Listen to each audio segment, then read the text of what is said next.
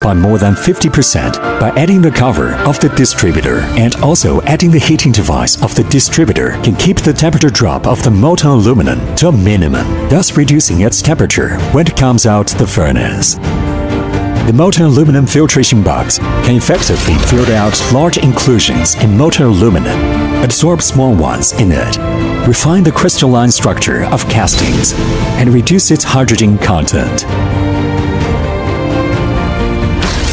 High-quality molten aluminum flows into the casting machine to complete the ingot casting.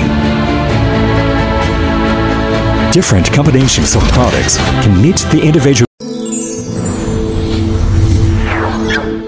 Ether.com. Make global trade easier.